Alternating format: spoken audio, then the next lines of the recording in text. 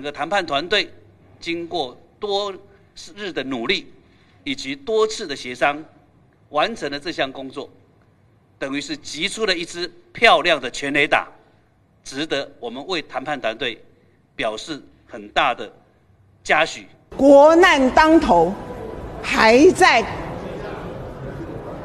庆祝，还在做认知作战，这才是今天台湾真正面临的最重要的危机。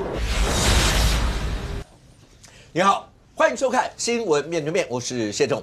来，一开始为你介绍今天要请到的特别来宾，左边第一位，民进党发言人吴峥，大家好；资深媒体人理工男黄创夏，大家好；资深媒体人陈东豪，大家好；右边为你邀请到台北市议员钟小平，大家好；资深媒体人邵逸夫，大家好；财经专家徐金煌。吴告，大家好。好，那今天所有的新闻你都看到了。那台美之间的关税敲定15%，OK 不叠加。那当然包括不管是谈判的代表，包括你看到不管总统泰院长赖清德总统都发表相关一些的谈话，也希望全国支持，因为这整个关税还要再送到立法院。OK， 好，那这所有的过程，国民党已经先发难了，已经直接讲说这有什么好开心的？这个数字，台湾包括半导体所有的人从台湾所有人那全部都已经送出去了。好，那到底大家是什么样一个看法？但除了这个以外，当关税，当我们的你看到我们的国防特别预算从民众党党主席黄国昌从美国回来以后，大家讨论这么久，所有这一切对台湾的未来到底会有什么样一些的影响？那动辄牵涉到是2026、2028。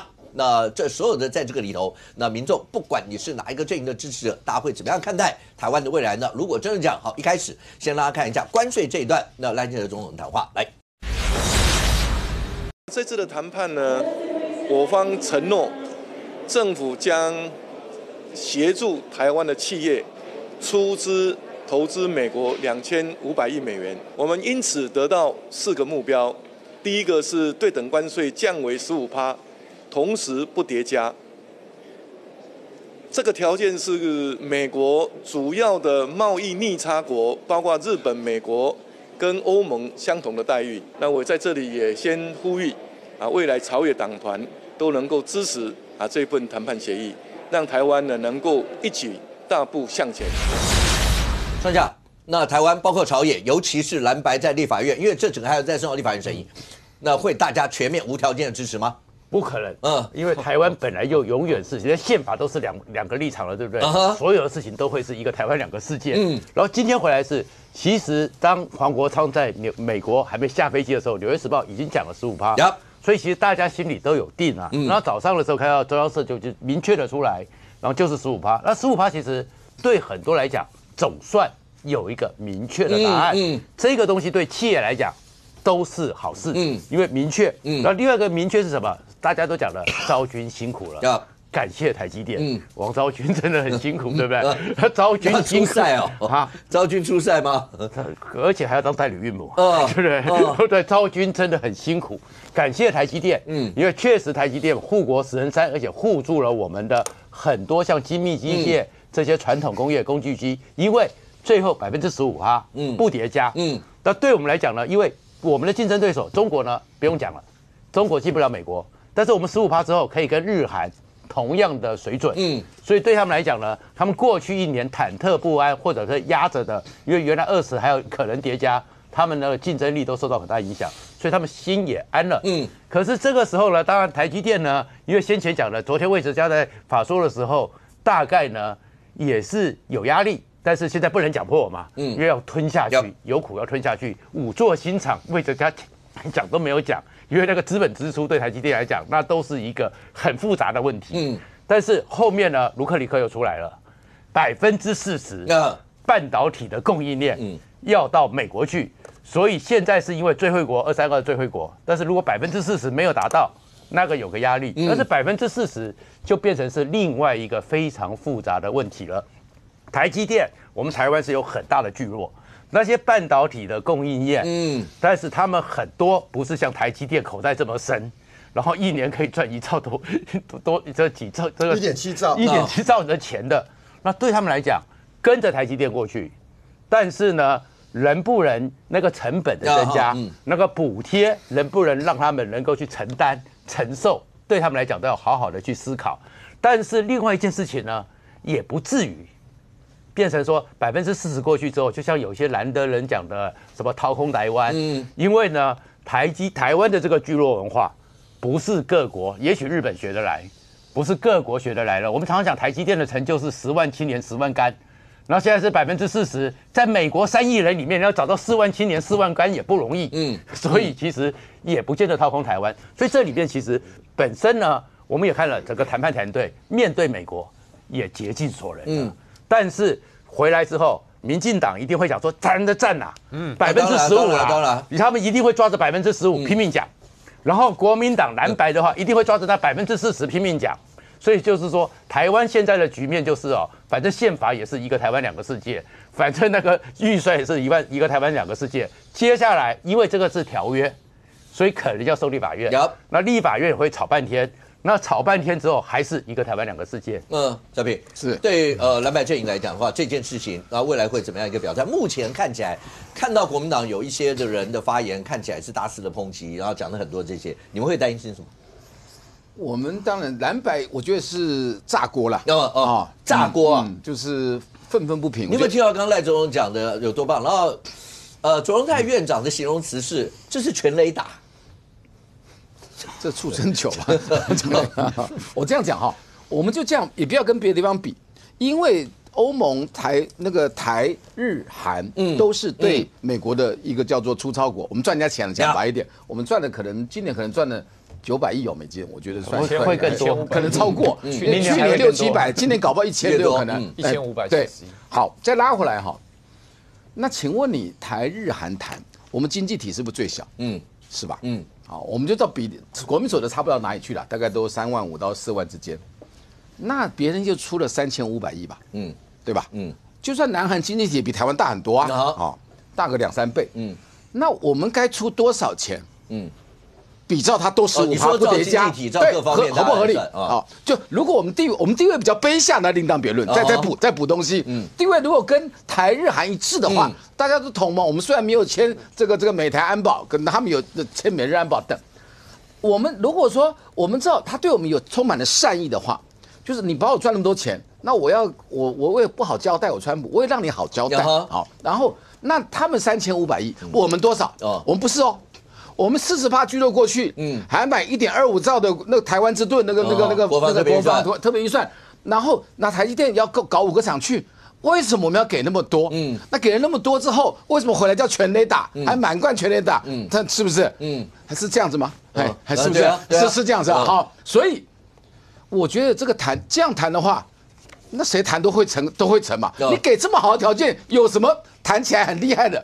今天我觉得我们台湾真命苦了。为什么？这边叫做流氓，每天要武力犯台，要把我们统一。那这边叫渣男，然后贪着无厌，一直给人家，美国渣男，那一直要弄，到底要怎么样？那我们一直靠向人家，心一直像渣男啊！对，我说现在赖清德嘛，这边搞一边一国，那边然后对美国就予取予求，完全不玩大国的平衡游戏的之间，是嘛？所以我说现在，而且当然本党也有一些的主张就比较统一啊。那他们的主张是有史以来继中华民国在台湾之后，蔡英文我认为比较好的政策。那现在变成一边一国，刘世芳嘴巴讲出来，就大家都在飙车，然后对台湾，就台湾有没有一点纵深，能够好好坐下来谈就是然后对台湾处境好一点的，就2个飙车的政策，可不可以往中间叫趋中竞争？我们心里是衷心期盼的。OK， 我这有没有听到？刚刚连那个渣男的形容词都出来了，然后讲我们是一脸就热脸贴脸屁股，只是这个样吗？我们牺牲太多了吗？会这样吗？这个因为小平哥刚刚讲说这是一个畜生球嘛，然后说什么热脸贴冷屁股，其实。因为我们现在录影的时间是盘中了哈，这个股市还在走，其实大家看今天股市表现就好了。用钱说话嘛，用钱说话比我们在这边空讲更有说服力，对不对？因为所有投资人是把身家压上去的。看今天台股表现，台积电大涨50块，台股加权指数今天直接一天上涨600点，表示什么？表示投资人全面看好啊，稳了，谈得这么好，行。看好台湾就是这样子嘛，不然你怎么解释今天一天大涨600点？对不对？所以我来解释一下，就是说这个方案为什么我们觉得是说谈得很好，因为当然大家会拿第一个15%，大家都讲过了，大家会拿台日韩跟欧盟出来做对比，可是包含大家去看到日本跟韩国他们的投资者里面都有所谓政府直接出资。韩国是政府要直接投资2000亿美金啊，日本的这个额度更高。那我们台湾是2500加2500，但是2500亿部分是所谓的民间企业赴美投资，也包含大家讲的台积电跟其他半导体公司。那然后另外2500亿是政府针对要去美国投资的我们自己的企业提供所谓的信保，信贷担保，可能他们跟金融企业再做贷款，然后我们帮这些中小企业背书。所以换而言之，我们直接你说台湾政府直接从纳税人口袋里面拿出来钱是0元，没有政府直接投资哦，这是第一点事情。那第二点事情，我认为这次对我们的各个产业其实都是利多啊。半导体利多，为什么？因为刚刚讲了不确定因素消除了，甚至大家半导体厂商，等一下投资这块我再讲，但是在税率的部分，包含对等关税15%，包含大家本来很担心、最担心的之后会不会有232条款？他觉得你不能让我永远陷在这种不确定性里面嘛？你川普到底你要对等关税来一次，那你要把我232后面又放一次，可是这次我们郑丽君副院长跟杨振宁代表把它包裹在一起谈，所以今天也一起讲了，说之后美国就算要克232，已经承诺给你台湾全世界最惠国、最优惠待遇，然后只要是未来赴美投资的厂商，在建厂期间，你规划的产能多少，我就给你2.5倍的这个免税进口额。啊，你落成之后，我还是给你1.5倍的免税进口额。所以郑丽君副院长今天讲了，这个是全世界我们最优先争取到这个 deal 的。好，所以对半导体利多，那对我们传产是不是利多？当然是啊。今天在中午时间，我们的工总、我们的工具机工会都已经理事长出来正面肯定关税谈判成果了。为什么？因为是半导体公司去投资，我们传产不需要去投资嘛，工具机不需要去投资，但是我也一起享受到了15%赴美跟全世界齐平这样关税的好处。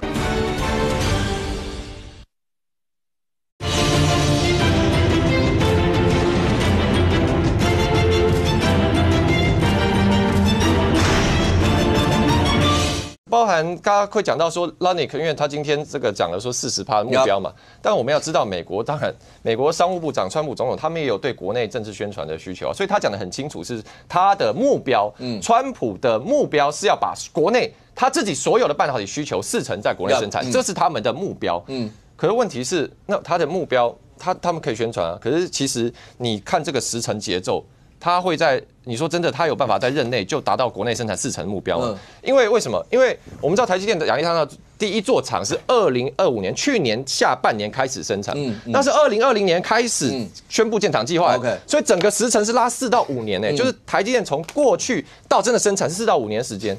所以台积电第2座厂开始真的可以生产，魏哲家昨天讲了是2027下半年，所以其实你往后拉到2028、2030，其实我们今天我们经济部长龚明鑫也讲了，大概我们抓大概到2030年，大概台美之间半导体生产的比例就是美国15%，台湾85%。如果85%，绝大部分重心还在我们身上。如果要真的讲在政治上产生最大的一个效应，小平你们会担心的是，因为有人讲说老共如果要变成世界第一的话，那最短的距离是150公里左右，所谓150公里，台湾海峡。过来直接拿下台湾，拿下台积电，拿下所有这些，那以后变成美国要看老共的脸色，美国不可能让它发生这种事。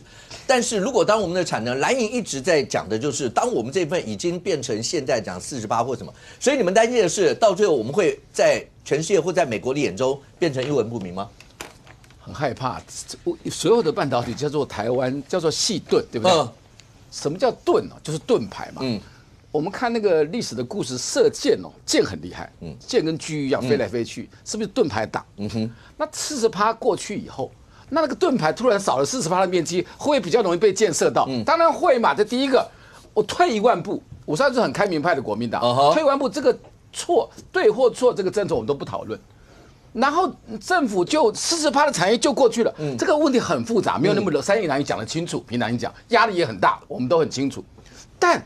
不能40%过去，应该如上考比，不能喜滋滋的，还能额手称庆，这样的态度对啊？小平哥，那今天股市是不是额手称庆？不，你们等着看吧。那大家在开心什么？今天国家40%的台湾真的40%，当然没那么快，有工会要建厂，方向是40%。心眼够坏的，但要逐步才到40%嘛，没那么快，没那么简单。好，那我这个是台湾的细盾呢，今天。你不管2奈米、3奈米各搞一个厂，台积电为什么要满足辉达跟那个苹果这2个最厉害的厂？那你40%都过去，它也该满足。你台湾有那么重要吗？台湾有那么重要的时候，如果没那么重要，对吧？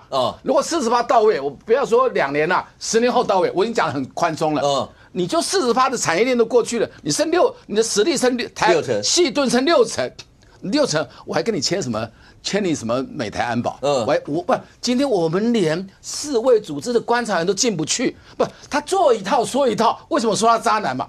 今天你要负起责任来嘛？是不是？你今天对我需要你保护，美国对我们很重要，我是亲美派的，因为我们为什么会亲美？因为老公一直要统一我，我是中华民国，我不要跟你统一嘛。那可是现在你保护我，对不对？然后以后可能比较不保护了，然后我的最珍贵的东西都给了你，然后你以后怎么保护我？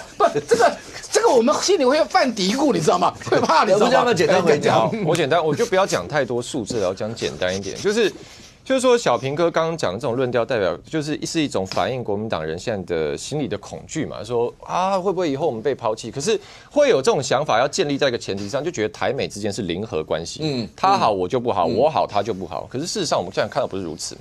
这个清华哥专业，相信他等一下可以补充。但是就是我们看到最近，你说过去这1-2年来，台湾各个 AI 产业每个话题在轮动的时候，我们不是都受惠吗？大家讲到这个 HBM， 哇，讲到记忆体喷发的时候，台湾我们一些厂商就跟着起来了。哇，讲到机柜很缺的时候，我们一些器材厂商起来了。但是甚至你看到不止 AI， 就是当美国的市场在追逐下一个他们发展重点，你说低轨卫星，哇 ，Elon Musk 要做 SpaceX 上市的时候，台湾有一些公司被点名了。要做机器人的时候，我们鸿海啊，我们一些这个和大做工具机的，也被点名了，就说它里面做关键的轴承啊，做这个减速机马达等等。所以代表什么？这代表说，美国现在对他们国家愿景的每一个想象，做的每一个梦里面，都有台湾的身影。所以我们不是一个零和关系，所以这是为什么这次的关税谈判成功？因为这是奠定未来的深度绑定，就是未来美国不管它是要做全面的低轨卫星发展，要做 AI 的发展，要做全面机器人部件的发展，自驾车发展，里面都是有台湾的深度参与，所以这是确保我们利益。所以我最后讲一句话了，就是美国的目标是 Make America Great Again 嘛。那我们台湾跟着美国深度绑定，就是 Greater than ever before， 就是这样子。OK， 天王，整个美国梦里面，美国的世界布局梦里面，台湾是这么重要的一环吗？那蓝营所提出来的这些质疑，在你眼中，包括以美论啊，所有这些，你会怎么看？因为这个接下来要送到立法院，那蓝白在立法院里面毕竟是占多数，那未来你觉得这一局到立法院会变成什么样？刚刚武哥这个问的问题呢，我分2个部分来快速的回答哈。第一个，这个台湾的这些相关的科技业，对美国来讲是不是未来战略的一环？当然是战略的一环，而且是最重要的那一环啊。就少了台湾的这一环呢，未来在 AI 的这个时代里面呢，美国的厂商要赚钱恐怕都有困难了。所以这一环是他没有办法漏掉的部分啊。所以不是只有台积电而已是连在做伺服器的部分，我们这个电子五哥这一些他也没办法漏掉。所以呢，台积电再加台湾的产业呢，这都是不能漏掉的部分，所以不是只有台积电一家而已，这是第一个问题啦。那第二个问题，刚刚小平在讲的那件事情，刚刚小平已经几乎我怎么听都觉得小平已经快要把台积电技术形容为像真钞一样的存在，就非常的珍贵这样子。所以听到后面呢，我听起来有点怪怪的哈。但是我要这样讲就刚刚小平所讲的呢，我们要更具体的说啦，不是你产能被40%移到那边去我先讲不是40%这个产能，这个卢特尼克美国商务部长他喊40%就一定40%，因为你知道建厂这件事情就像刚刚前面吴正有提到这个概念是对的，就从去到美国去建厂，然后到厂建出来可以生产，这个大概花了4-5年的时间。当然第2座厂速度会加快啦，但是也是要很久的时间啦。所以5座厂加现在的1座厂6座厂，等到它完全可以运转，那是很久以后的事情啦。到那个时候是不是还是40%？这个数字呢，我觉得谁都讲不准。所以你看台积电也绝对不会告诉你说我未来有40%的产能会移到这个美国去做，因为这是无法预估的事情这是第2个要说的。那第3个，为什么我要特别把产能拿出来讲？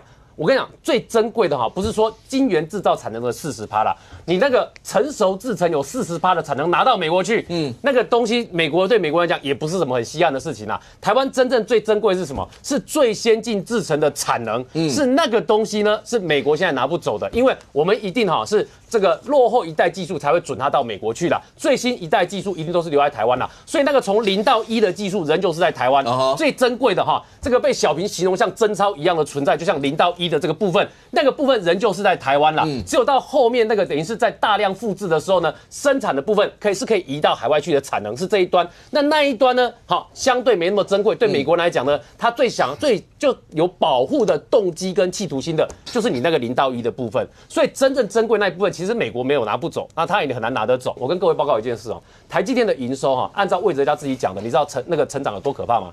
这个部分你从这边去推敲就知道为什么我告诉大家说，你要拿一个美国的产能完全取代台湾的产能，那个叫天方夜谭呐。台积电的营收哈，你知道我从台积电的股价不到200块一路讲到现在1700块哈，所以我应该很有资格讲这件事情哦。台积电的营收在2018年美中在打贸易战的时候，2018的时候刚突破1兆。你知道台积电去年的营收多少吗？台积电去年营收是3.8兆，然后按照魏哲家去年法说会他自己讲的，一年会平均每年会成长20%，一路成长到2029年哦。你知道魏哲家昨天的法说会他估多少？他估今年会再成长30%，不是20%。所以换言之，按照魏哲家自己的预估哦，今年的台积电的营收是要成长到4.9兆哦。那如果按照魏哲家自己讲的每年20%的成长，按照这数字的话，到2028年到2029年的话，这个数字几乎要成长到7兆跟8兆的规模啦。所以你去想想看，7兆8兆的规模，我换句话讲。7兆跟8兆规模，你用8兆来算，2029年的时候8兆好了，8兆就算40%移到美国去的话是多少？40%移到美国去哈，这个8432很好算哈，就你3兆2000亿移到这个美国去，那你台湾这边变成5兆多的规模，请问一下，5兆的规模比现在大还是比现在小？还是比现在大。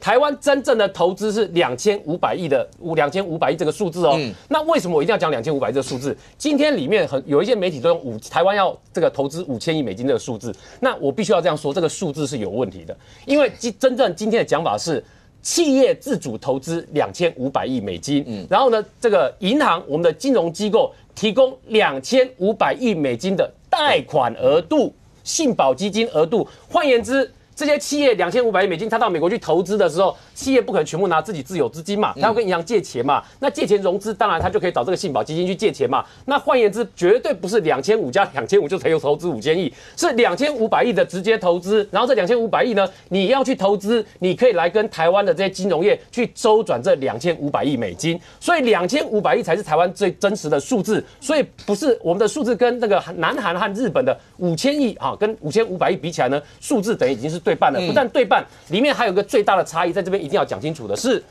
这个南韩跟日本的投资，跟美方之间呢，几乎都要用指定的方式啦。这个美韩设了一个投资委员会，决定钱要投资到哪边去。那日本这边呢，根据美国的投资委员会投资，但台湾不是哦。你去看郑丽君的讲话哦，因为郑丽君那郑丽君讲话，我全程把它听完，他就告诉你，台湾这一边呢是企业哈，大家我要到美国投资多少，我要到美国投资多少，把企业要去投资的金额兜起来啊，毕竟2500亿里面台积电已经占大部分了嘛。台积电我只是不知道它是算那1000亿美金，还是算连之前的650亿美金也加进去。如果加进去的话，换言之，台湾的企业要负担的额度，坦白说，投资额度其实是更低的啦。所以等于说，对台湾的企业来讲，台湾这边的方式是企业哈，你要到亚利桑那那边要投资多少啊？你要买土地买什么多少？大家评估完了汇整一个数字上来。所以台湾跟日韩不一样的是，企业自己来决定。那五哥，你知道企业自己决定有一个很有趣的地方是什么？你知道吗？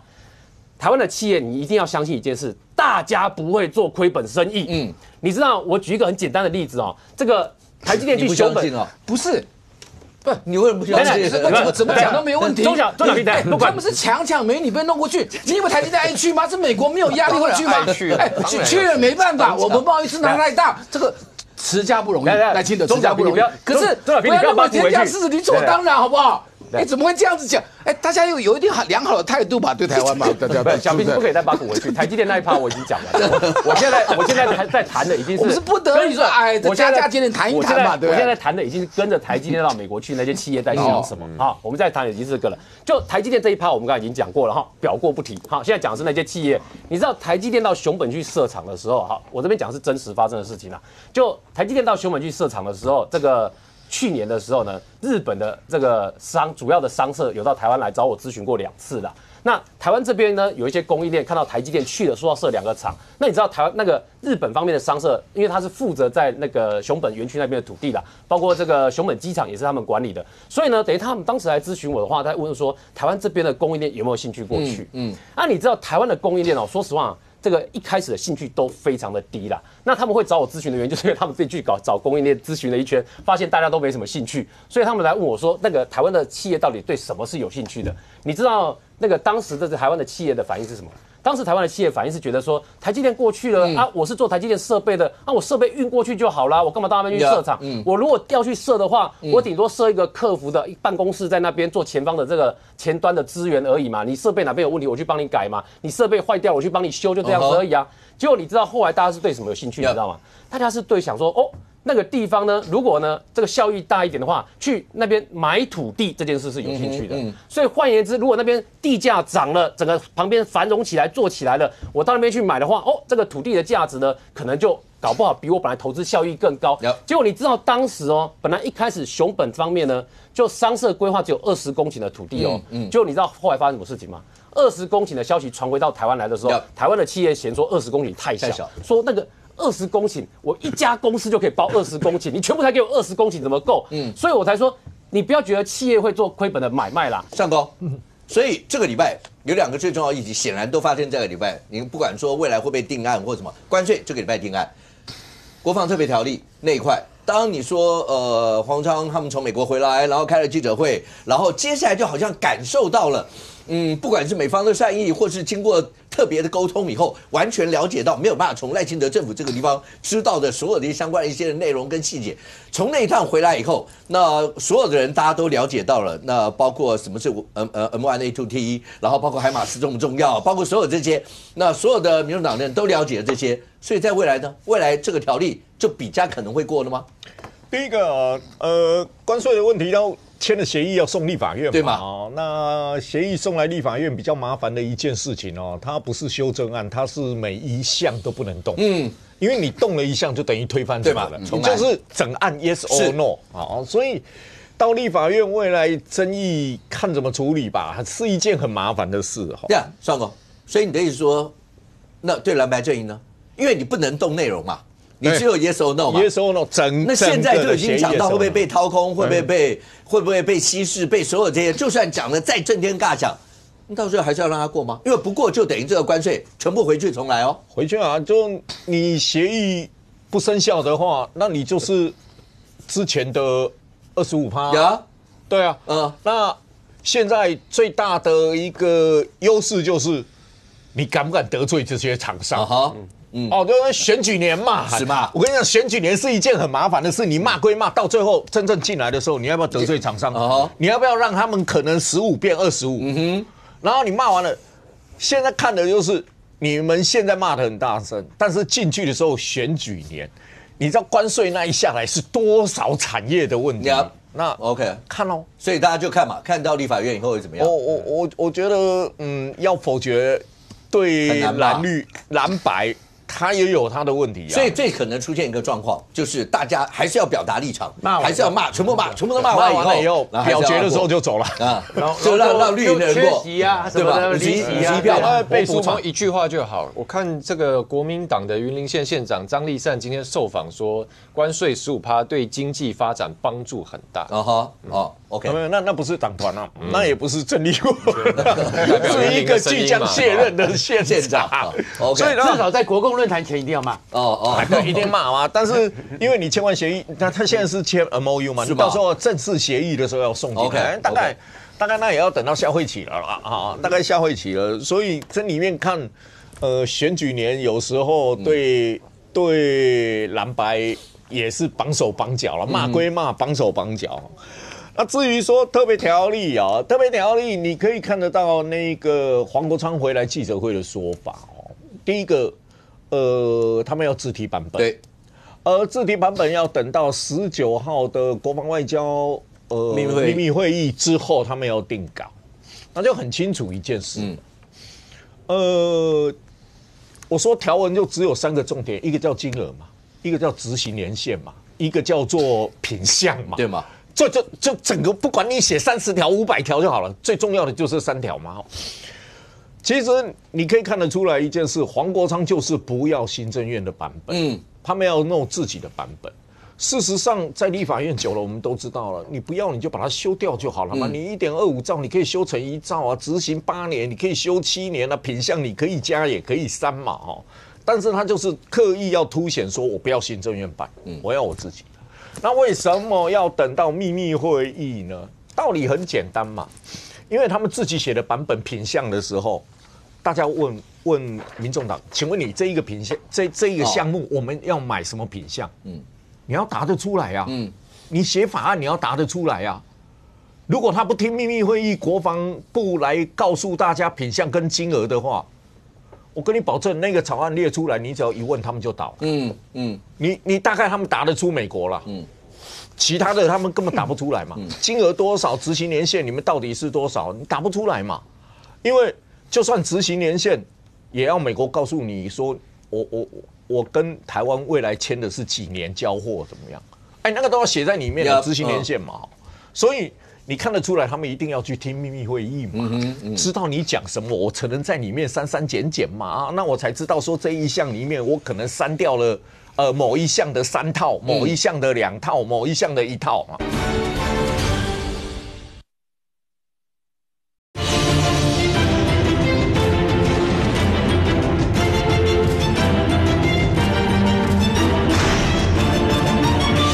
我可能删掉了某一项的3套，某一项的2套，某一项的1套嘛。那至少有一个迹象，就是说，不管是行政院的版本，或是未来的民众党自提版本，那民众党自提版本总不会不让他复委吧？总不会不让他复委审查吧？好，那我相信到最后民众党提的话，民进党应该会让他复委。因为就是我刚才那一套理论有没有？其实你是可以修正行政院版。那我让你复委的时候，民进党是可以修正民众党版本。你比如说列1兆，我要修正1.25兆，你执行7年，民进党可以提案说我执行8年。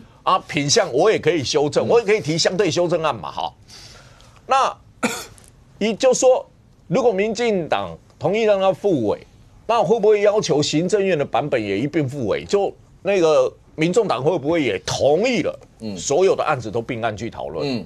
并案去讨论，并案去讨论，或是你黄国昌的案也有发生过，黄国昌的版本下去，行政院的版本依然卡住，也会有这个现象。但上公，你刚刚讲那个状况，感觉上就比较像绿白合，就绿营跟白营之间，就你提的白营你提的案子，我绿营这个地方好，给你面子也好，我要里子嘛，那我就你的案子做修改也可以。那请问一下蓝营呢？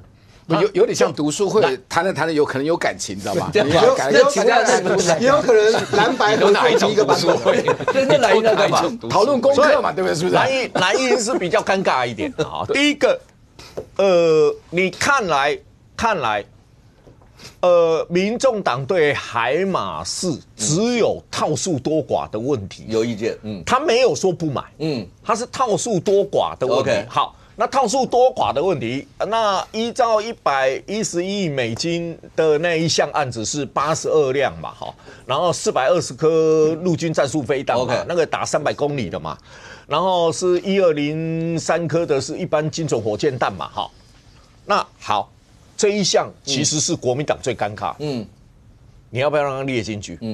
这是最尴尬。你说，因为在军演嘛，军演的时候跟那个海警嘛，那要摧毁我们的海马式的目标嘛，好。然后第二个是海警说，你送进来的时候，我要在外面跟你海上那个拦截嘛，不惜使用武力，这个是他们那个海警呛出来的话嘛。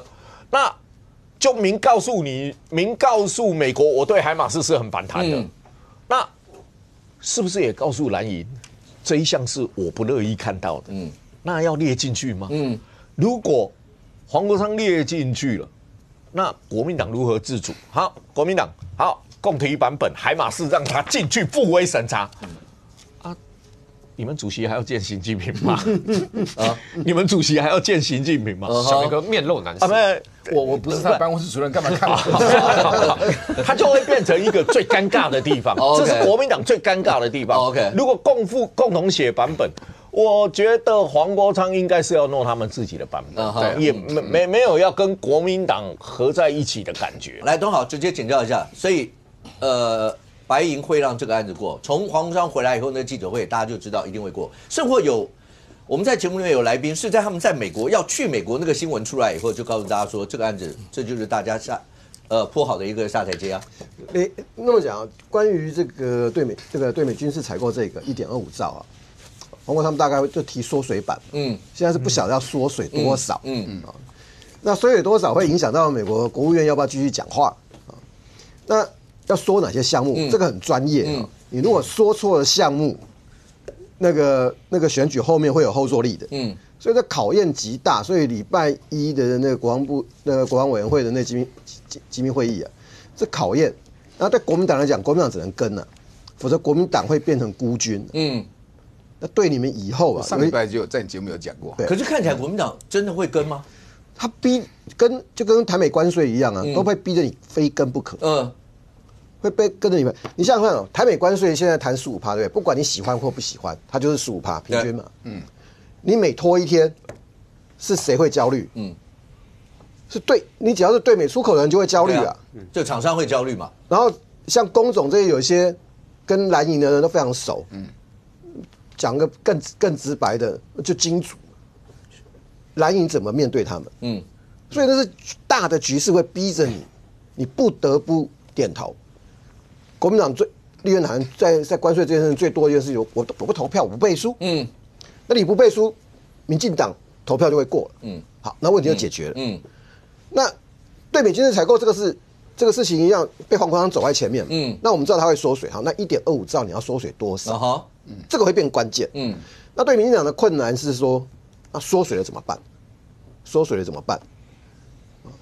这个包括这个很多问题都一样。那但是不管怎么讲，他会完全不过吗？至少会摆脱现有困境。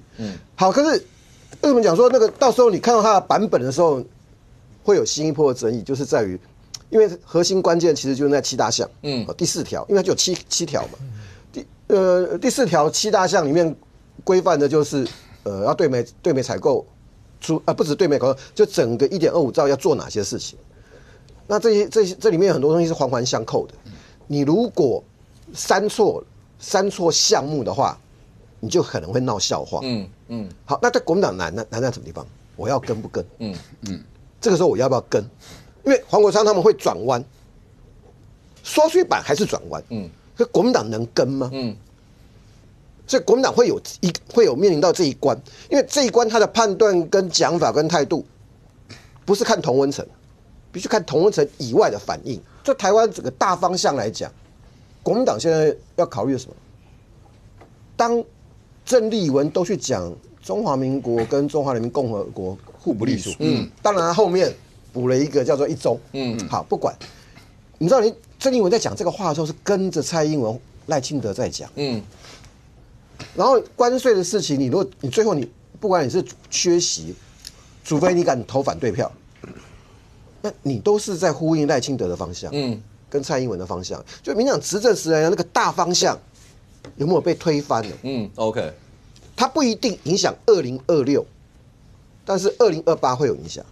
那如果你在这个时候投反对票，你可能是直接影响2026。所以这一波的事情对国民党来讲，能够选择的空间不多。尤其是黄国昌他们先做了一个小转弯。好，但是还是话回来讲一句话，黄国昌他们一定会谈缩水版。如果国民党跟的话，缩水版会过；如果国民党缺席的话，那搞不好就是行政院版。因为行政院即使被冻结，他还可以针对黄国昌的版本再做修正呢。所以后面的看法的判断就是，国民党你是要投票还是要缺席 ？OK。接下来节目的这个阶段呢，那来到现场跟所有来宾大家一起讨论是长期来扛节目收视的立法委员林俊健，来欢迎俊伟。各位观众大家好。OK， 来俊伟，刚才其实大家都好，因为今天还是一样在立法院，显然还是有重头戏嘛。那立法院重头戏就是大家关心的总预算，看起来蓝白是抽出了一些品项，然后直接进来，然后进入2读。好，那这个等一下一会讨论到这一块，但前面大家刚讲到，包括关税这一部分。关税，因为整个到最后要送到立法院嘛，那刚来宾就讲，那怎么办？蓝营现在已经有人在讲掏空啦，有人在讲说什么稀释了台湾的台湾之盾啊，类似像这些。那接下来呢？接下来再怎么办？你觉得会是怎么样？国防特别预算，所以现在是白营在主导这些了吗？第一个，其实我们要给对美这次关税贸易谈判的代表团，要给他们掌声。要哈。第一个，我之前不是国民党一些人说什么取得最新的机密啊，什么25%啦，几趴，结果是15%嘛，而且是不叠加。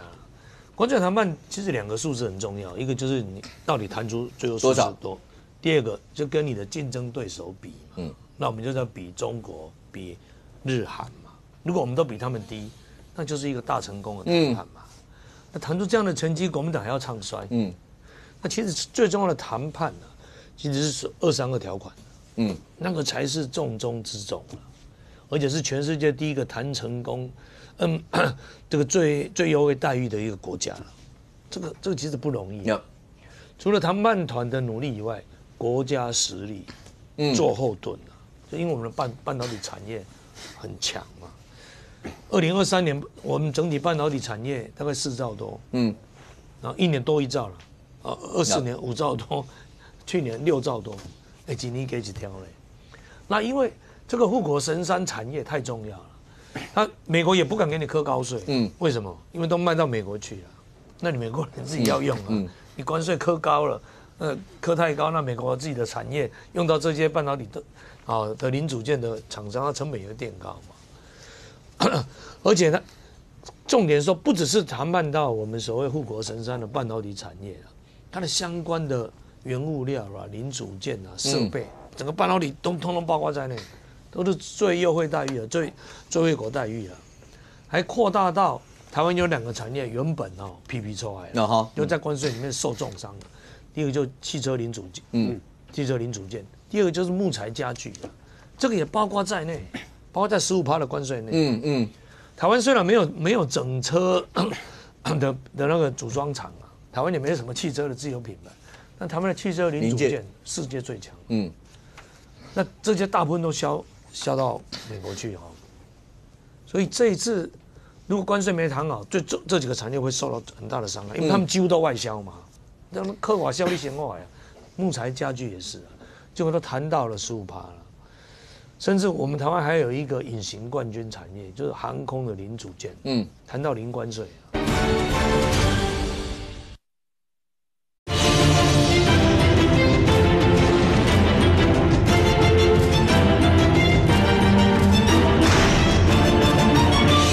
甚至我们台湾还有一个隐形冠军产业，就是航空的零组件，谈到零关税美国人要用的嘛，台湾也没什么组装飞机嘛，所以这些叠加起来的，让很多产业现在吃了定心丸，同时对于未来台湾的国际竞争力更强了，而且我们是用半导体产业做领头羊嘛。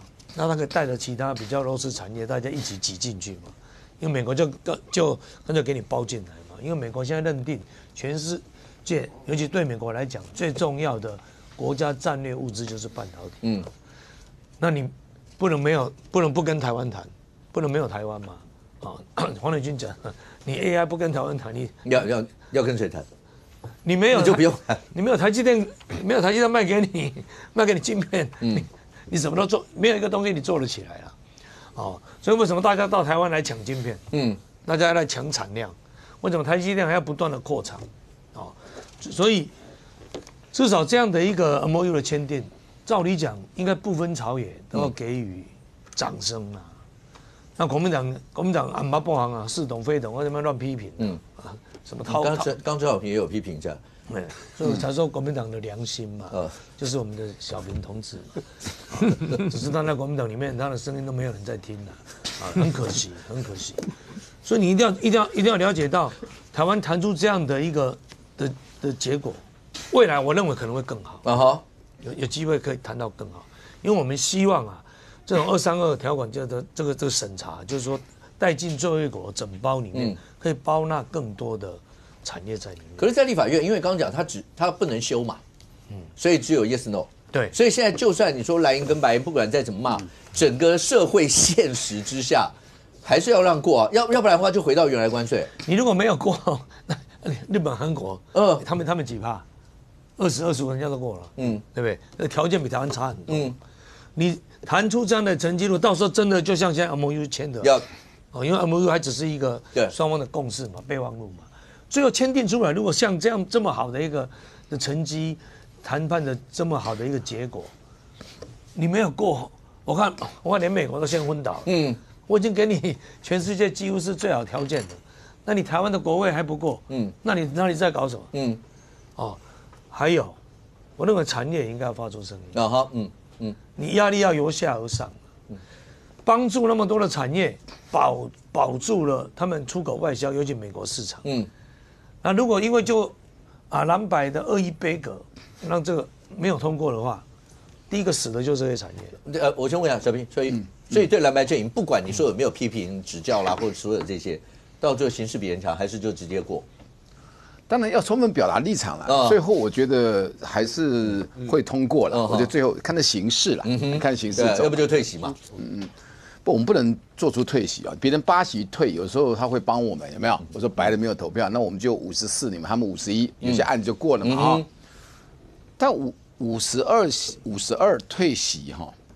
这个变成模仿白，这个是知识体大哦，这个就是投诉也要先去投哦，不能退哦，跟52退跟8退，你们进去投，如果投反对会赢哦，不一样哦，你们如果投反对会赢哦，应该这样说哈，就是我们要观察8席怎么走，这就是为什么他一直要讲，所有的选举都讲说3党不过半，当初2024年的时候，邓家基当主委，当那个柯文哲主委的时候，一直呼吁，一直洗脑，哎。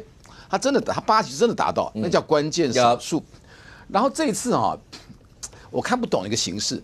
你看那个柯前主席他做了3件事，干嘛？强迫黄国昌选新北，看起来要选到底。第2个留陈昭之然后第3个建柯总召，那看起来就是读书会。我刚刚讲，就好像比较融洽，没那么决绝对绿那可是黄国昌这次又回来讲的话也这么狠我说这时候就是黄国昌从美国回来。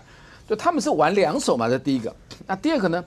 这个其实白是有一些在质变这我们要感觉出来了。有，我们要密切注意当然，你说看，如果说陈佩琪也选台北市长什么的话，我觉得这个是这样，买武器1.25兆，跟谈判几那个关税几%要去几个厂，那个就是美中台。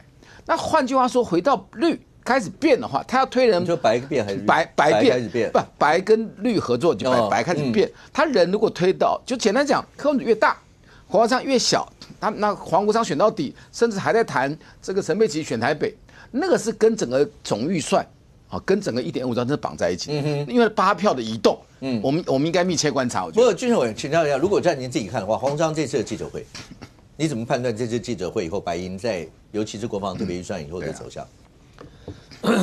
我觉得黄国昌这次去美国，基本上他原本就是一个政治，他们一个政治作秀你说人家看到5个单位，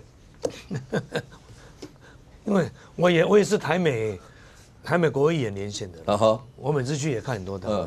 我见到国会议员那每次美国国安部美国国务院，而且你有可以去餐厅吃饭，也可以去洗澡，那些官员也都很乐意跟台湾谈，只是他跟你谈大概实质性谈到哪些东西，他有没有看你的决策高度，所以他更知道你来的动机嘛，你去美国。你这个飞这一趟，你去的主要目的是什么？他怎么不晓得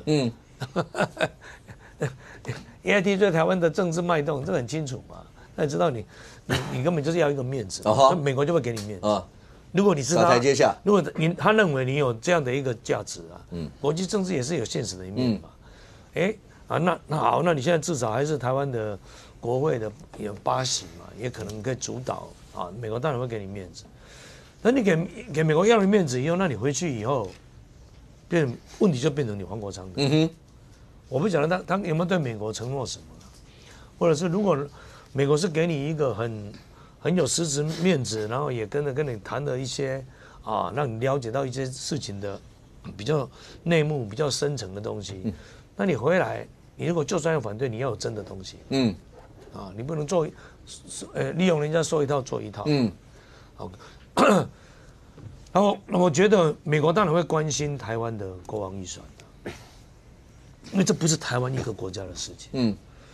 现在美国队要一起提高自我防卫能力的，有日本，有韩国，有欧盟有北约嘛，所以美国一定希望说，现在局势是有变化了，那你们应该要展现出愿力自我防卫，尤其俄乌战争嘛，俄乌战争一打，我们才发现原来欧洲这些主要国家都以为永远的世界和平到了，战争一打，德国主力战车只剩200辆，这个大概打不到1个月就没了，所以欧洲国家在手忙脚乱，赶快要来增强国防力量。那台湾更是受到威胁最直接冲击的国家。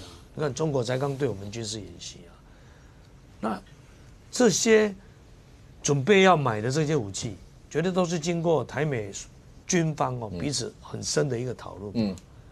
过去是台湾想买都买不到的啦，如果不是国际局势的变化，他怎么可能愿意卖我？就是说基本上台湾的手能买到的武器，自我防卫武器，跟美中的关系刚好成反比。美中关系越差，我们买的越好了。对不对？他们关系很好的时候，美国根本不理你。那如果在这种状况下，台湾面对这么高压的一个恐吓威胁，那你还不愿意？就是说，连军购武器你自己都不团结，那国际会怎么看我？所以我是觉得这个也可以让多数选民大家来裁量。OK。那如果现在不是说国民党愿不愿意同意啊？他现在根本连审都不给你审。可是白银是不是有可能会？刚刚讲，如果他们自提版本的话，那就一定要进去了。那这是他不愿意，那可能表示国民党跟民众党还没有共识。你自提版本，这个在我们审查的法律案上，这个也是有一点差别。你自己提一个特别条例，基本上提特别条例是行政要提嘛，因为你要花钱嘛，预算是行政院在管的嘛。那第二个，你提了特别条例，那你自己去删减增加，决定要买哪些东西，这对吗？这也是行政权的事情。因为只有国防部、军方，他才应该是主导单位嘛。不要像民众党现在每个人都变军事专家了。我们那度战车也会讲，对，海马斯也懂了，江西人对不对？你现在为了要提一个特别条例，我认为这个是第一蓝白还没谈好了。那黄国昌要，因为你是你自己跑去美国的嘛，那你去美国回来以后总要有所交代。你不搞美国交代，你也跟我提一个国防特别算条例，那美国讲的民进党不同意，又把责任又乱推嘛。其实大家知道，如果真心诚意要来为我们的国安国家防卫能力来着想的话，就让国防部提出来的这个特别预算到立法院来。那你反对什么才有机会讨论嘛？才可以让大家了解这里面我们买的东西是不是我们需要的。那黄国昌常常讲的什么只有2张纸，就要多少钱？今天在立法院就是2张纸啊。你说今天总预算，黄国昌副根局房间里面关起来，出来以后不是抽了718亿，就直接表决通过。我们也是表决前5分钟才收到，也是2张纸，700几亿嘛2张纸，所以他的反对就乱找理由啦。特别条例当然是只有写条例嘛，当然是2张纸，但上面只写条例嘛，至于条例通过以后，就是我给你授权一个金额，假设1兆5，他可能没有用完了，我不知道，然后你后面要买哪些东西再送来啊，你才会看到细节嘛。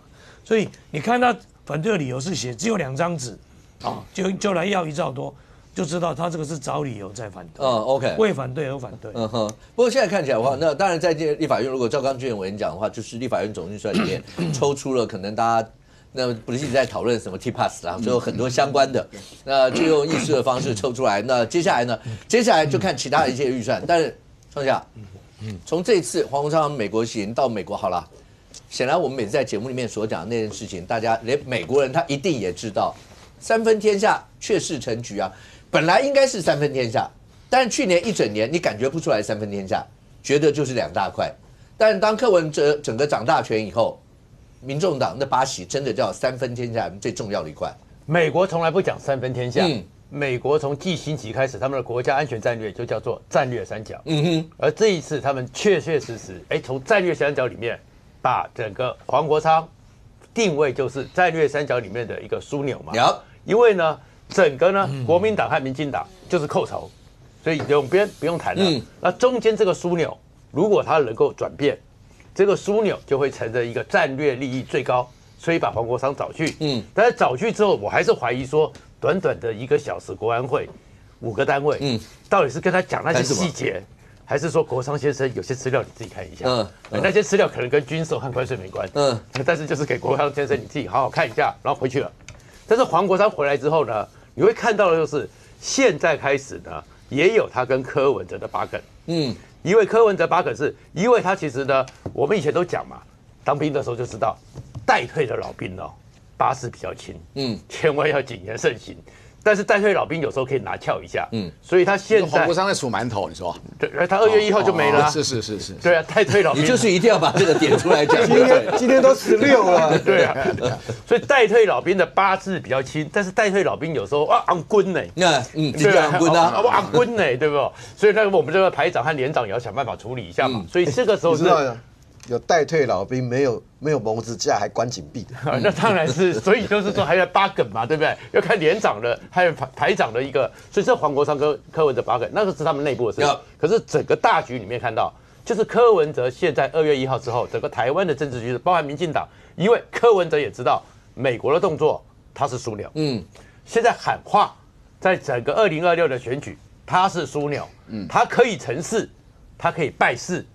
他可以喊价，所以现在这里面成不了，可以把我们搞死，那就可以败事嘛，错都有一点，就是可以喊价嘛。但是另外一个呢，有些状况就是，比如说1.25兆，里面不管那至少110亿的美金的那个东西，为什么国防部会特别出来讲话？因为美国我们的整个军售过程，鼓励也特别很难得的接受访问，然后把整个流程讲完嘛。你要搞清楚，美国不是中国，美国不是苏联，美国也不是我们中科院。这些军工产业都是民间的，然后现在谈完了民间的，然后我就是落马，我现在整个订单要来了，就你台湾跟我讲说订单不确定，你以为海马斯那82套只有台湾要吗？你以为格林兰现在不想要吗？对不对？格林兰要美国的海马斯，然后去打川普嘛？不是，至少就是说我有那个防卫隔离，自我防卫隔离的先进，对不对？你以为格林兰不想要吗？对不对？所以其实这里边为什么国防部讲说会被抽单？因为美国是民间产业，而且军工产业里面他们的订单很多。你以为 M1A2 别人不要吗？尤其是 M109A7。那个是很先进的。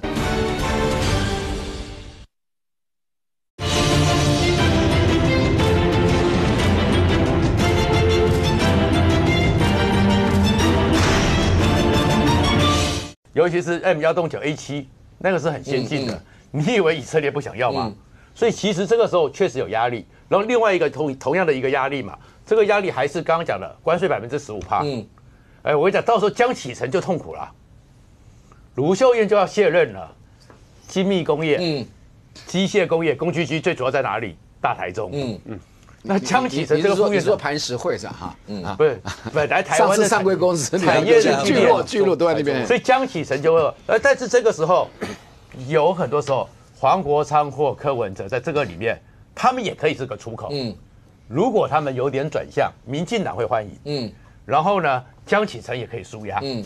因为江启臣不能跟直接郑丽文对干嘛，但是也可以抒压，所以我是觉得整个局面从过完年2月1号以后，整个柯文哲非常清楚的知道说，我成事未必足，败事必有余，战略三角的枢纽地位。OK，但郑网，其实你说国内政治，脱不了意识形态的东西。对，那你说包括连美中台之间，这是非常敏感的一件事情。包括我们买武器，那时候过程当中，大家原来讲说，美国要考虑卖武器给我们，他也要考虑有一点是，对我们国内整体大环境跟老共之间的关系，如果有人跟老共关系太密切，他也担心说我的武器给你，对，到最后万一万一要是结果后来武器变成透明的，都给人家看怎么办？也有这样一些考虑。所以意识形态显然在这里面会是大家考量一个重点，包括你说1月27号国共论坛，对，那会不会有正旗会，也都是大家在讨论说未来我们两岸之间跟美中台之间到底怎么样一些的互动，而这里头就牵扯到另外，因为陈英珍委员。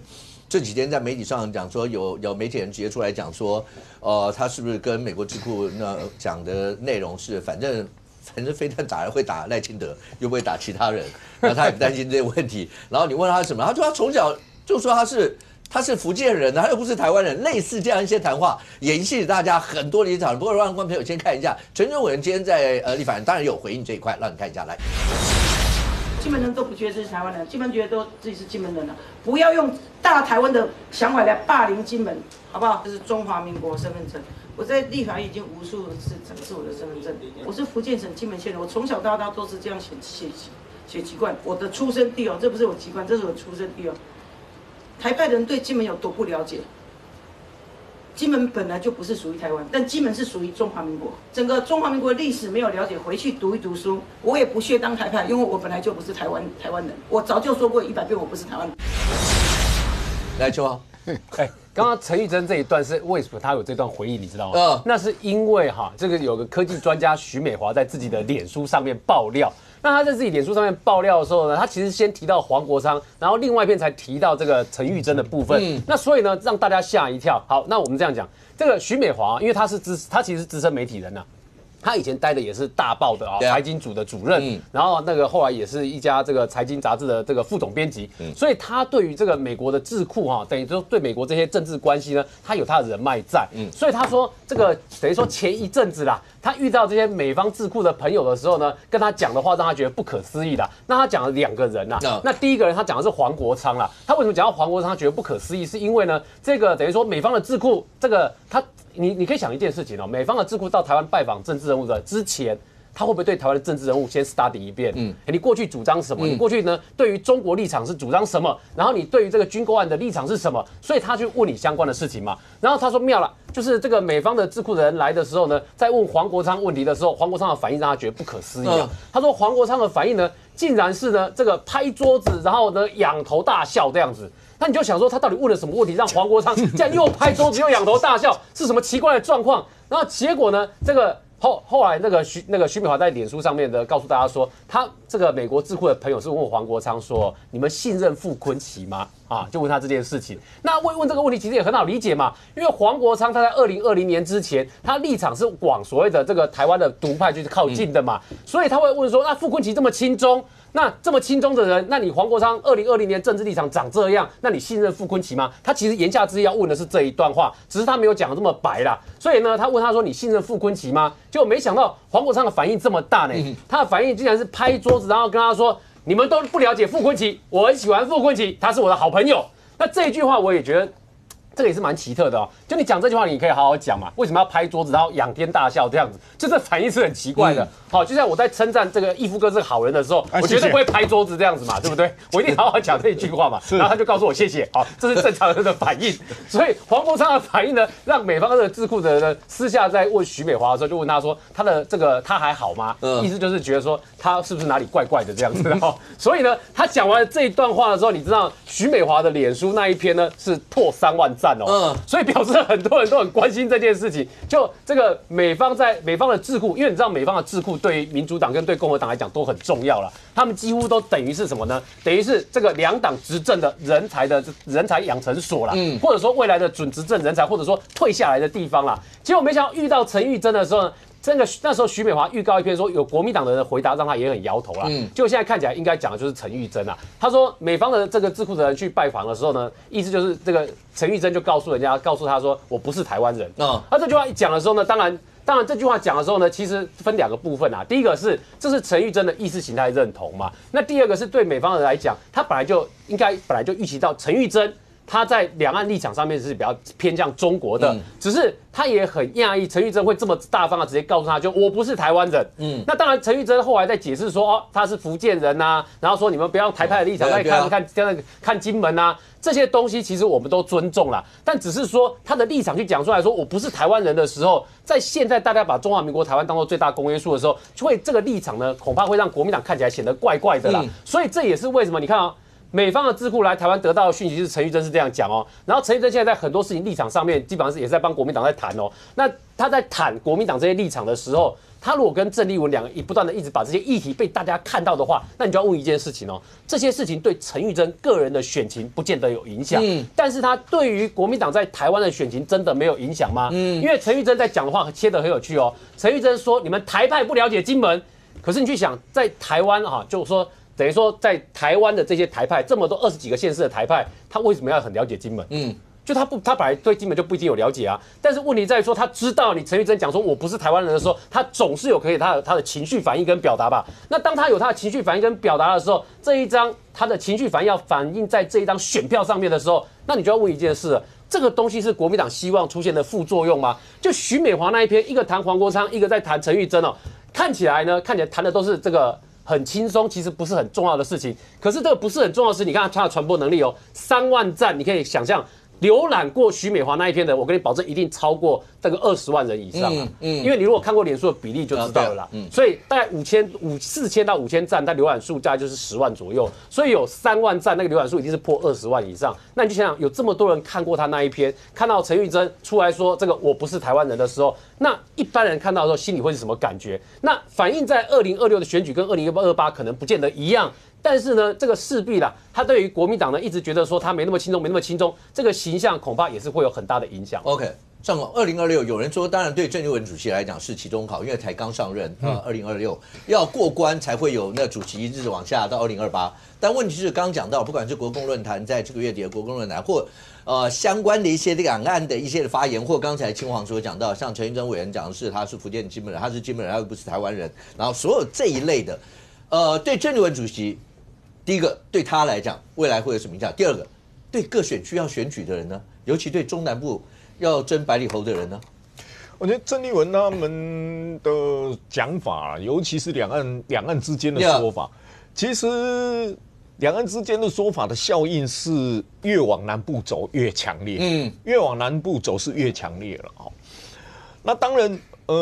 郑丽文里面你可以看得到很多人说你要建，赶快早一点去建了，不要在选前的时候建啦，因为选前建你那个效益已经扩大的时候是很麻烦的一件事了哈。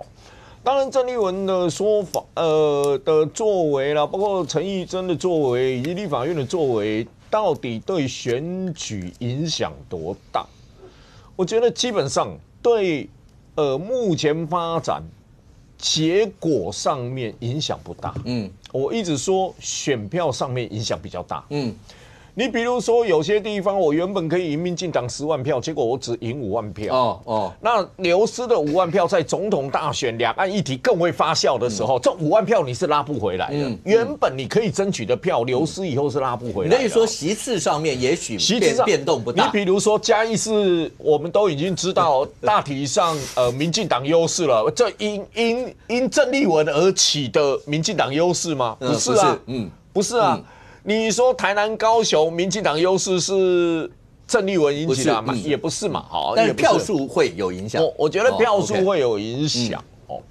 那当然有几个县市里面，当然相对的对国民党来说比较麻烦了。你比如说彰化，其实彰化是整合的问题啊，我觉得都不是什么谢家的问题啦，因为当然谢点林。会不会选议长？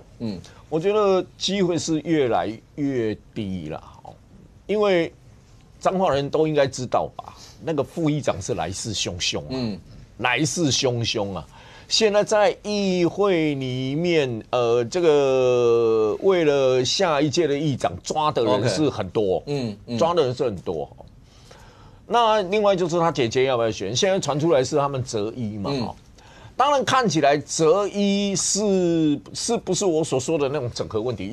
择一是他家庭整合，不是国民党的整合。彰化在国民党整合有县长体系跟立委体系，所以基本上，这2个体系能不能整合的问题。所以彰化会变成国民党的一个整合的问题，影响选举。彰化丢不丢对国民党影响很大吧？第7都，第7都100多万人口，对，第7都对啊，而且每次大家都讲决战中台湾，尤其到那个每一次都讲台中彰化这2大块啊。对啊，所以彰化会是国民党的一个麻烦。OK， 那当然你说，新竹县现在是徐新营跟陈建贤嘛，对，好，当然他们的一位是客家人，一位是台湾人嘛，哈，闽南。当然，在这一块区块里面，2个人他各有各的他的实力。当然，民调虽然徐新营现在是高一点，但不要忘记啊，陈建贤以前副议长，他县党部主委，他以前在总统大选什么，他是超全县盘的人。OK， 好，所以你不能说陈建贤因为民调输而他的影响力弱，他是操盘的人包括杨文科选举，他都是操盘的人，所以这2个现在在初选上协调上僵持不下嘛，徐新营要全民调嘛，那陈建贤不要嘛，要73，要不要嘛？好，那依据他们的规定呢，你候选人登记人协调。如果协调大家 OK 做全民调，就做全民调，不成。如果不成的话，那可能就回到党那个选规定7-3比里面嘛。现在2边僵持不下嘛。那当然，新竹县如果一样，如果僵持不下整合问题，新竹县当然新竹县还要看民进党。OK， 民进党现在的人选还在劝郑朝芳嘛，还在劝郑朝芳，好，那人选的问题嘛。那你说新北也很麻烦，新北也很麻烦，因为你注意看，民进党大体上提名县市长大概都完成了，大体上现在台北、桃园比较麻烦而已，其实大体上你看新北已经决定了，你看新北苏巧慧现阶段已经是跑的时候已经是跟议员联合在跑 ，OK， 初选的看板议员他们现在要初选的看板上面也都有苏巧慧。而且比较麻烦的一件事，这我以前说过，如果不是李四川要去支持民进党，那你说有一些蓝营的人是说，如果不是李四川出现，不是无党籍有些无党籍怎么样？如果说不是李四川，苏巧慧的对手不是李四川的话，他们有可能去支持苏巧慧。OK， 如果是李四川的话，他们可能偏向李四川。好，那现在国民党一直不定，苏巧慧已经早就决定。他去跟这些人密集的拜访，因为你也可以支持我嘛，只不过看我的对手是吧？那人情上面讲着，人家点头了，对啊，那就是很麻烦。所以现阶段就变成你苏巧慧提得很早，一直在跑 ，OK， 会变成民进那个国民党的压力。那还有另外最麻烦的一件事，如果黄国昌拖得越久。黄国昌看起来会拖蛮久的，拖得越久，你长期一直我就是要挺黄国昌，黄国昌突然不选的时候，这一个票，如果是短时期不选转嫁给李四川，跟长时期后再不选转嫁给李四川，那个转嫁的比例会下降哦，拖得越久，转嫁的比例会往下走，会往下走哦，所以你看黄国昌这样搞，那柯文哲一定热嘛？我为什么说一定热？三卡度的民调，如果李四川赢啊，我民进党的筹码很小；如果三卡度李四川跟苏巧慧平手，我筹码扩大。如果苏巧慧略赢，李四川略输，但还在一个跷跷板上面还可以追的范围，甚至一个板板，那民众党的筹码就变最大。对，这时候就是脚踹国民党最好的时刻。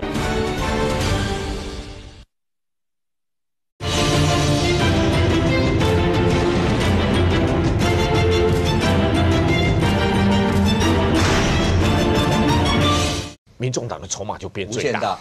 对，这时候就是脚踹国民党最好的时刻。来，小平，所以对你们来讲，其实包括我刚刚讲，像譬如在台北，你刚才讲到陈佩琪会被选到台北，所有这些放话归一回事，可是对实际上影响到底有多大？可是像蒋万不是在议会被问到那个是哪里人什么，他讲说他是台湾人，他也是中华民国国民的这些。那郑丽文补一个说，那大家都是中国人，类似这些就是我现在蒋万要选地方的，一定不想在这要去碰任何两岸的东西嘛。那你干嘛硬要把他拉进来了？应该这样，我们应该是兵分两路就是举例说，连任的桃园跟台北市是他们这个市长的个人的票是超过国民党，所以这个意识形态就是没有办法伤害他。好，那可是呢，那种中立区那就不一样。刚刚上一副有讲，大概聊了一下，所以应该还是回到谁能够管控自己的意识形态你知道我一直讲在你节目讲的一件事，其实相对我们的票里面国民党的2/3，泛蓝的2/3里面是中华民国派的票，1/3是统派。OK， 民进党的票里面是2/3是独派，1/3是中华民国在台湾就维持现状派。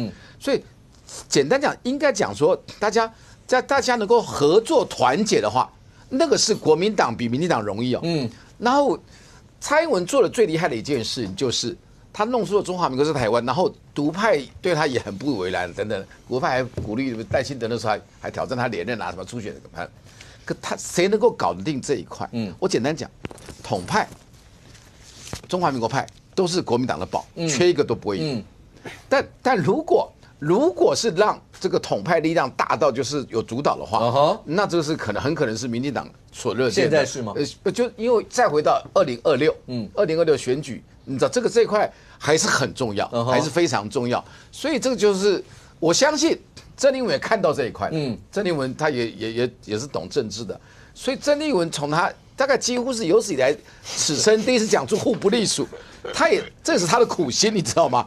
他就是你不要让我觉得说我这么痛，你知道我往左边走一点点的话，相对国民党的候选人处境好一些，是。那蒋万跟别人蒋万那个神功护体嘛，对，那个蒋家的后代，而且蒋万从来的表现都是中华民国派，加上又是现任，民调又赢，所以蒋万的处境那叫做游刃有余啦，我从容，我觉得现在看起来，这个月底要有国共论坛，然后包括那郑丽文，刚在小平的口中，他说郑丽文开始在做改变，光讲一个互不隶属就在你眼中就很难了，但是讲出来了，很不容易，对啊。所以这些那包括2026胜负到2028，你觉得对你们来说，包括国民党，包括郑丽文所有这些言行，对你们有帮助吗？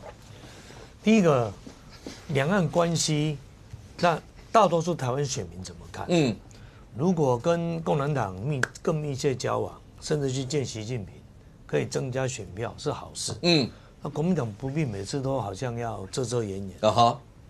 那郑丽文每次一讲话，全党国民党全党提心吊胆。怕他乱讲出什么。所以可见，难道这个已经变成国民党的包袱？你明知道碰触这个很危险。那你为什么碰？你为什么碰他？就不得不碰嘛。我会觉得很奇怪。那对郑丽文个人来讲，他当然一定要对共产党有一点的，因为根据再次提到我们赵少康大哥的解释，郑丽文当选是共产党帮忙，所以他必须对共产党支持他有一点回应嘛。那其他国民党人会不会这么想？如果郑丽文跑中国是增加选票。再根据韩国瑜的理论，选举是票多了，那应该多去几趟啊，对不对？去应该是候选人跟着去啊，对不对？跑去中南海啊，讲话不诚恳，太死了。我是做比喻了如果选票是可以增加的话，那应该对不对？那应该是柯志恩对不对？谢龙介大家要党主席带着一起带他到中南海去一一的。来跟共产党见面，现在再拍个直播，看他肯不肯嘛？如果不是的话，那为什么要搞得这么辛苦呢？碰共产党如果是为减少选票，或者是说选民会反弹，那你为什么非做不可？你到底是有什么不得已的苦衷？我见不得人的事，没有那么严重。应该讲，国民党历任党主席不都觉得就是国共主席见面，或是都希望有一个什么席会，国民党历任党主席都希望是这个样子啊。那对个人也是另外一个地位上各方面和平是和平是两岸的定海神针，和平，他们就觉得这样。那其他国民党人就不用担心。那如果是完全正面，那也不会成为我们讨论的话题啊。对不对？就是这是一个可能会爆炸的东西，所以我们到这才来讨论嘛。国共论坛会不会去中国见习近平等等嘛？还有每次这是国民党遇到大选都一定要走的一个仪式嘛，就是一定要去北京见一个匪酋见一个共匪的头难道是一定要有这样的一个仪式在前面吗？好，那请问这样回来的话，国民党真的会增加选票吗？如果是的话，我的意思是这样的。好，小平可能误会了，我是很诚恳的在讲。如果这样可以增加选票，原住民讲头目，他讲匪酋。如果真的可以增加选票，那就光明正大敲锣打鼓带所有的候选人去嘛。看起来好像又不是，所以我就一直搞不懂，国民党的到底是什么心态，是不是有什么被逼的不得已才必须要做这样一个动作嘛？都好，你可以简单回应一下俊健的疑问吗？为什么一定要这样？尤其这个对选战之间，其实大家都蛮清楚，这个对选战选票的影响，不是吗？我也搞不懂国民党为什么这样子，真的搞不懂。因为我觉得国民党大概从去年大罢免之后，他对自己超级有信心因为他32-0啊。我觉得国民党只有建立那个基础，他认为他怎么样都可以过关。但因为大罢免是个事实，后面只能看嘛，就看，因为你没有什么可以讲。包括说你看今天立法院，国民党不是把总预算直接拆出来吗？Evo，这是中华民国第一件总预算本来是应该一个案子，然后被单独抽出来。你看他的今天的草案内容。应该是沿用第54条的补救条款，但是整个没有立法院同意动之，但是整个总预算没有复委啊。他的问题在于说，他不是抽出来复委，他是利用预算法第54条补救条款里面的支出部分的一个新计划里面要等预算完成。但是你总预算是一个正好先复委再去抽，不照道理要复委你再抽嘛。它出现一个问题，就是预算法里面很明确写的是。审议，对，审议未到那个51条，审议这一个用词是院会用词，好，审查是委员会用词。对，那今天根本院会没有审，甚至于连委员会审查都没有。所以你回来看，就国民党现在对自己来讲，他只要可以在立法院多数的，他什么事情都干。就说他有没有怕什么？他有没有忌讳什么？除非选票告诉他有一些不一样，否则你大概看的会从这个，所以说你说国民党在想什么？国民党对自己就超级有信心。OK， 好，那今年年底当然2026再是2028，可是除了我们担心国内政坛以外，清华，大家在讲到国际，大家现在全球目光都摆在伊朗。今天有一则新闻，你看了你觉得会触目惊心，因为因为我们在台湾你没有办法理解或想象这样。除了媒体上讲说他们在镇压的过程，那最高数字讲到说有1万多人，是不是？12000人。对，今天有一则新闻是美国白宫发言人直接出来讲的对着镜头讲的，他们不是在抓捕抗议的人，然后直接用枪决。是因为川普直接说，如果你这样干的话，那一定会有严重的后果。我看到那则新闻是白宫发言人那个女的直接对着镜头说，因为川普严重的关切这件事情，所以伊朗暂停处决800个抗议人士，抓捕抗议就处决这是美国白宫发言人直接对着镜头讲，表示确有其事。对，所以这一切包括他们的安全部队。包括所有这些人的过程，是让大家觉得看着瞠目结舌。不要说他断网了，断网以后，美国新链要不要介入，能够怎么样帮什么忙，都是大家关注的焦点啊。对，这个为什么要断网？我还是要解释一下就断网这件事情，那个是因为伊朗政府不希望太多画面流到社群上面去，因为好，你知道在断网前，我看到很多画面，这个用触目惊心这4个字来形容。为什么触目惊心？那你知道白宫发言人讲这句话之前，我们看到的那个状况，那基本上就是用2个字形容，叫行刑啊。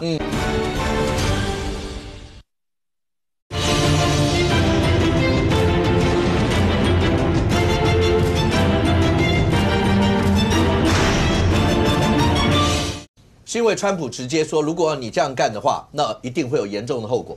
我看到那则新闻是白宫发言人那个女的直接对着镜头说，因为川普严重的关切这件事情，所以伊朗暂停处决800个抗议人士，抓捕抗议就是处决哦，这是美国白宫发言人直接对着镜头讲，表示确有其事。对，所以这一切包括他们的安全部队。包括所有这些人的过程，是让大家觉得看着瞠目结舌。不要说他断网了，断网以后，美国新链要不要介入，能够怎么样帮什么忙，都是大家关注的焦点啊。对，这个为什么要断网？我还是要解释一下哦，就断网这件事情，那个是因为伊朗政府不希望太多画面流到社群上面去，因为。好，你知道在断网前，我看到很多画面，这个用触目惊心这4个字来形容。为什么触目惊心？那你知道白宫发言人讲这句话之前，我们看到的那个状况，那基本上就是用2个字形容，叫行刑啦。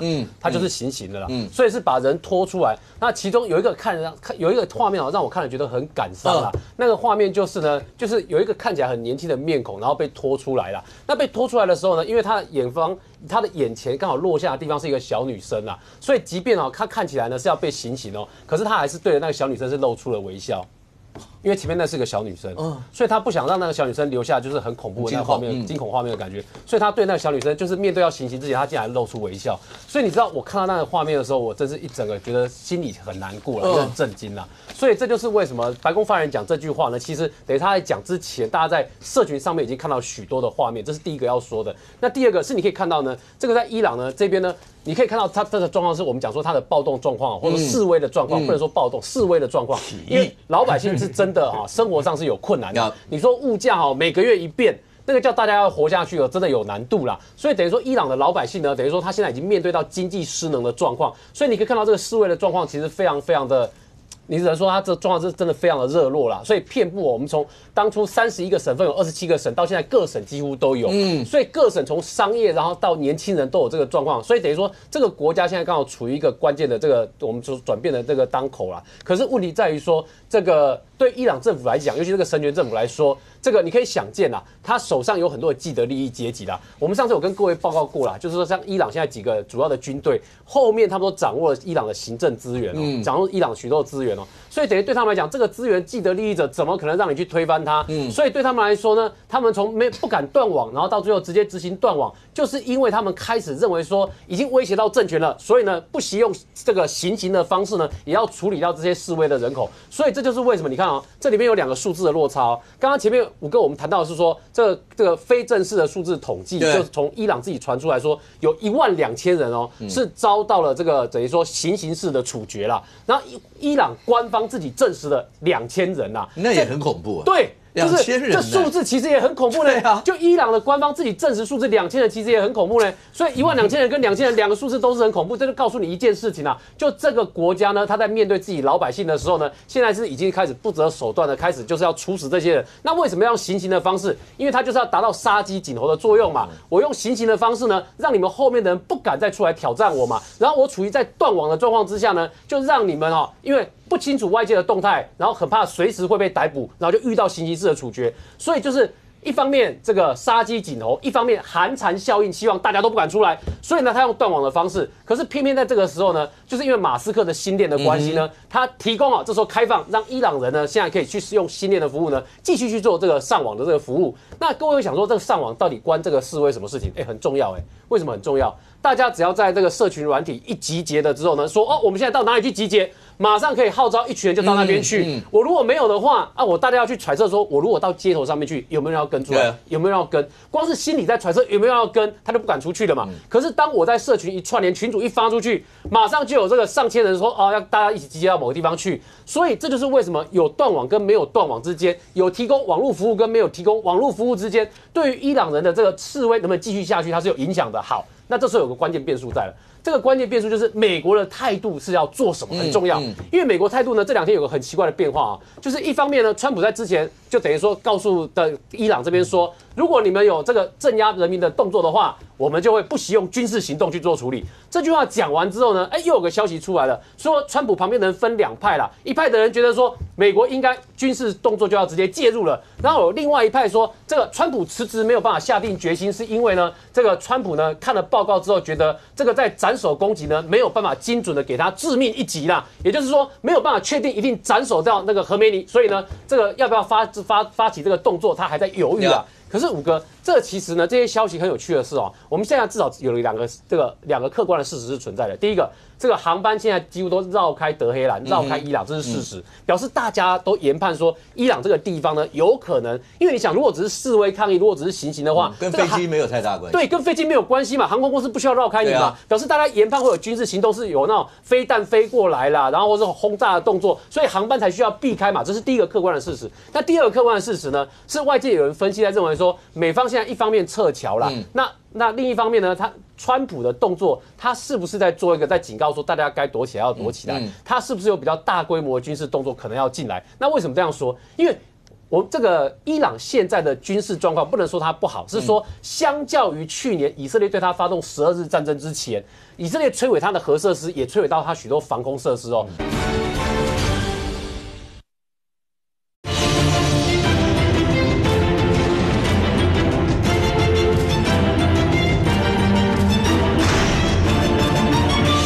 川普的动作，他是不是在做一个在警告说大家该躲起来要躲起来？他是不是有比较大规模的军事动作可能要进来？那为什么这样说？因为我这个伊朗现在的军事状况不能说它不好，是说相较于去年以色列对他发动12日战争之前，以色列摧毁他的核设施，也摧毁到他许多防空设施哦。它跟那个时候相比，应该是相对变弱许多了。所以美国如果要军事介入的话，应该几率或者说成功的几率是上升很多的。那为什么会突然放出一个说川普两派的幕僚这个看起来意见不一致的消息出来？有人认为这可能是声东击西啦，他意图达到在这个军事上面做一些让对方无法研判他要做什么的效果。所以呢，这也是为什么川普接下去会不会有大动作呢？大家都等着看，认为呢这个。预判川普接下去可能有大动作的，目前在国际在研判的那个我们讲的，他那个几率交易所里面 Polymarket 里面呢，它看起来也是在增加了，所以表示说伊朗这个地方它的局势呢，在未来2个礼拜之内也可能会有其他新的局势的变化。OK， 但创下不可讳言，那美国里面一定有鹰派，一定有人讲说，哎，委内瑞拉都直接这样开干了，那而且人家局势现在伊朗已经这样了，还不赶快干吗？那另外一个角度来讲。总要有航母嘛，大家那个时候都在讲过，因为在波斯湾地区没有航母，都往南海往哪里调？但是看起来林肯号要往那个地方去。基本上呢，我前几天有跟到通旅胡大哥嘛，他有讲他五角大厦待过3次，他说其实美国在思考战略的时候，从来不在乎能不能斩首，美国思考是谁来接手哦。你要理解的是这个局面谁来接手，是川普现在在思考的问题。委内瑞拉很简单。就在美国后院，抓走之后，那现在代理嘛，然后卢比欧现在是日不落代理者嘛，将来也可能是格林兰总督，对不对？这都是卢比欧代理嘛。但是伊朗复杂，卢比欧代理不了，虽然有梗图说他也去代理，伊朗很复杂，伊朗谁来接手？然后前面讲的巴勒维王子，有接触，但是内部里面的如果对立这么强烈，你这个时候应付起巴勒维，搞不好也不稳，所以川普其实。在这边看，那鹰派当然就觉得说赶快要动手，然后赶快要动手，有没有做这动手准备 ？KC-135、130已经去了，然后呢，整个空中加油机有 B-1B、B-52都到了，那代表轰炸。美国现在进去轰炸如入无人之境，因为伊朗的防空被以色列已经摧毁了。但是你轰炸能不能确定把这个政权彻底完掉？然后另外一个极限施压，那极限施压是什么？其实川普的意思就是看伊朗人民。自我改变的决心，你会看到现在这个情势里面，所以川普呢，你不能用极端的国家暴力，你就公开行刑，所以川普有制止。但是另外一个也要给哈梅尼继续的压力，那或者是给内部人里面鼓舞，所以林肯号去了，林肯号上面有大量的他旁边的战斗群，战斧巡弋飞弹，鱼叉飞弹，那各种的飞弹。那到时候就是我如果进攻，我除了轰炸之外，我还可以精准的打击。所以川普其实就是在玩的一个是极限施压。那极限施压，但是对美国来讲，美国从来不会去负起一个国家占领之后的后续。所以美国现在就是极限施压，然后极限施压呢，另外一个也可能要测试新的装备，因为什么呢？美国军力最强的叫做模组化。那模组化是什么？二战的时候，中途岛战役就是约克郡号，日本都以为被毁了，回去之后抽换几个模组，就重新回来。所以美国军力最强就是模组化。那现在这弹药里面，国际上有这么多的事情，所以他们现在连那个舰装的飞弹都要模组化，叫一弹二坑、一弹四坑。那是什么意思？一坑二弹，一坑四弹，就是他们现在第3节的推进。那这个把它标准化，然后推进射出去。那上面2节呢，我是模组化。我今天呢，如果要打长程的，我就换2节上；如果是打短程的，我就当1节。而且它要改变的是从海麻雀一直到鱼叉标6，通通都可以变成模组化。那这个原因是什么？以后呢，它就整个飞弹那一颗这么大，我舰载有但是如果我下面的发射器，其实那个推进火箭都一样，所以我可以整个载弹量倍增，然后载弹量倍增之后，然后到时候就是我去的时候，我不用准备那么多，在弹药库里面去拿防空飞弹还是反舰飞弹，我到时候需求时我就把那个弹头放上去。所以美国呢也是在这个时候，但是目前你看的话，川普大概就是一个极限施压，而极限施压就是整个呢希望德黑兰呢像柏林围墙一样，最后是自我改变的一个决心，能够到什么程度 ？OK， 未来伊朗的局势到底会怎么样？会不会对全球有牵一发动全身像这样一些影响？对国人来讲的话，关税确定了，那国防特别预算，那接下来呢，包括蓝白阵营会有什么样的一些的动作？总预算今天呢也有抽出来的一些动作，在未来整体上来看，国内政坛会怎么样？我们大家拭目以待。非常谢谢现场所有来宾，也非常谢谢观众你有收看，谢谢我们这边，我们下周见，拜拜。